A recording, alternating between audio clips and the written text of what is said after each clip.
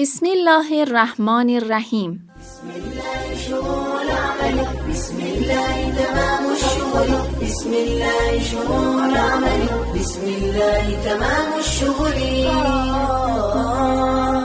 بسم الله كلام الحق، شهد وجمال للنطق، غيث ينزل حين البرق، مفتاح لطريق الرزق.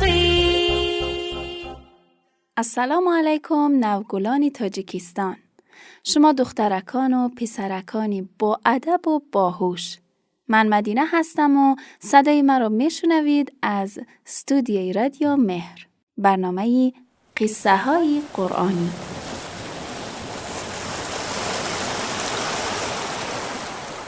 دوستانی عزیزم، بچه های خوب و نازنین، تا به حال دریا را دیده اید؟ دریا چگونه است؟ آفرین، دریا خیلی کلان است و آبی بسیار دارد. چی؟ بله، دریا به رنگ آبی است.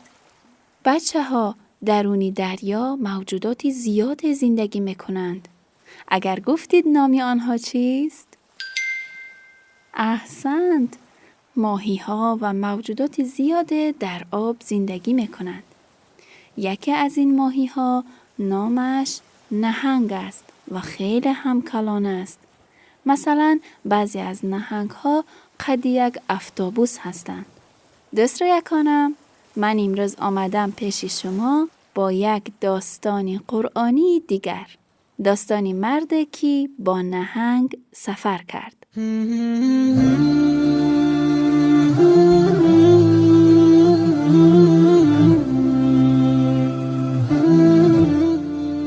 تا پایان همراهی ما باشید.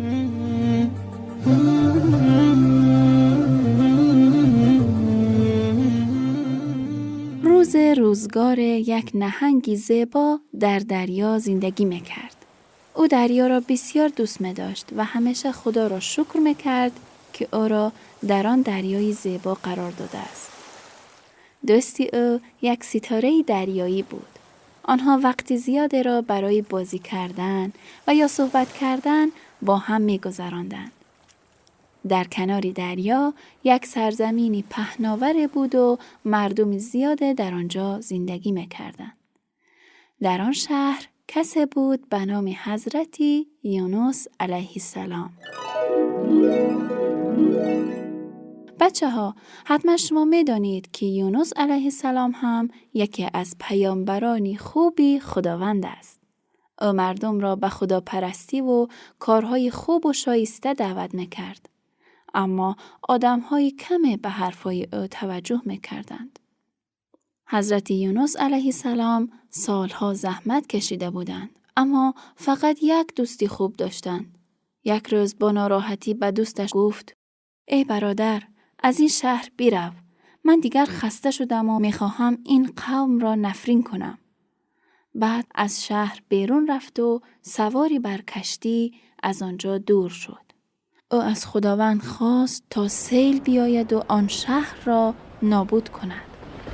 اما دوستشان در شهر باقی ماند و با مشاهده سیل رو به مردم کرد و گفت: ای مردم، توبه کنید، این سیل عذاب الهی است.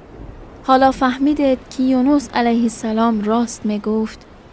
مردم، بیایید توبه کنیم تا خداوند نجاتمان دهد. سیل همچنان زیاد و زیادتر می شد. مردم هم ترسیدند و از درگاه خداوند طلب بخشش کردند و خواستند تا پیامبرشان به سرزمینشان بازگردد. اما خداوند از اینکه دید پیامبر با قهر و ناامیدی از مردم خود دور شده، خواست تا او را هم مورد آزمایش قرار دهد.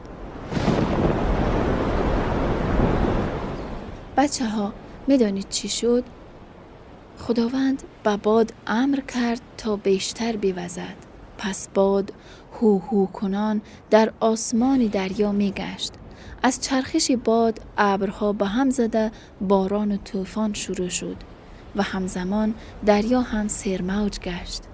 کشتی که حضرت یونس سواری بر آن بود بسیار تکان می خورد و مردم درون آن خیلی ترسیدند. خداوند به نهنگ داستانی ما امر کرد تا به کشتی نزدیک شده ضربه بزند. به خاطر ضربه های نهنگ ناگهان حضرت یونس از کشتی در آب پرتاب شد. خداوند به نهنگ فرمان داد تا یونس علیه السلام را ببلعد.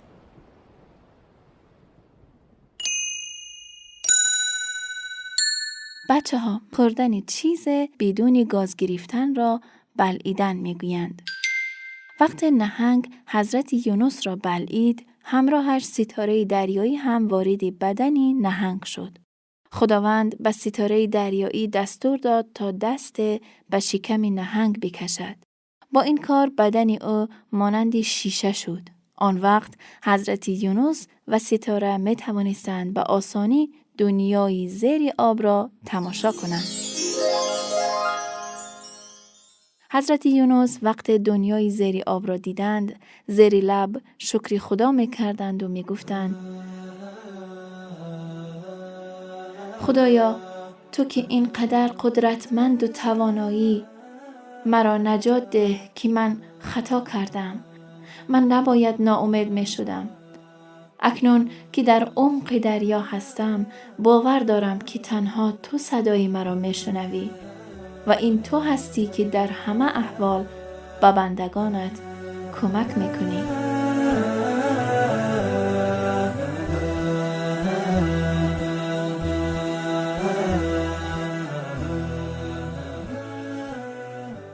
خداوند که هم از حال حضرت یونس خبر داشت و هم دیگر مردمان، به آنها رحم کرد. اول به ابر فرمان داد تا دیگر نبارد و از زمین خواست تا آب سیل را در خود کشد. سپس به نهنگ دستور داد تا او را در نزدیکی ساحل به بیرون اندازد، جایی که بوته کدو رویده بود. پس نهنگ رفت تا به نزدیکی ساحل آمد. خوب به اطراف نگاه کرد و چشمش به بوته کدو افتاد. نزدیکتر رفت و در آنجا حضرت یونس را به بیرون انداخت. حضرت یونس علیه السلام خیلی ضعیف و ناتوان شده بود، چون چند روز می شد که چیز نخورده بود. برای همین او همان طور که روی زمین افتاده بود از شیره برگ‌های کدو کمی نوشید و بعد از شدت خستگی زیر سایه همان بوته کدو به خواب رفت. چند روز به همین حالت گذشت. کم کم ضعفشان از بین رفت و حضرت یونس علیه السلام دوباره سلامت و سریحال شد.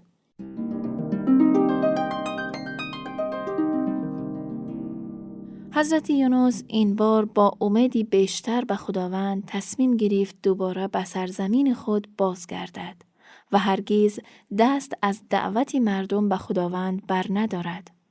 اما بچه ها، همین که حضرت یونس به سرزمین خود نزدیک شدند، مردم او را از دور دیدند. سپس با خوشحالی به سمتش دویدند و گفتند: خدایا شکرت که ما دوباره شما را دیدیم. آنها از بازگشت پیامبرشان فهمیدند که خداوند آنها را بخشیده است.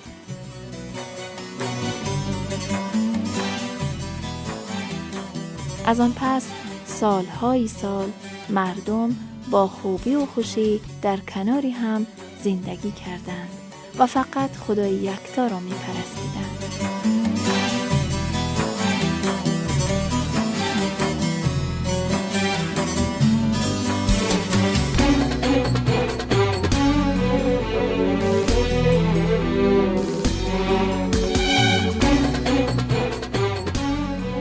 بچه های عزیز، این بود داستان قرآنی ما. امیدوارم از برنامه خوشتان آمده باشد. تا یک داستان و یک برنامه دیگر، خدا نگهدار.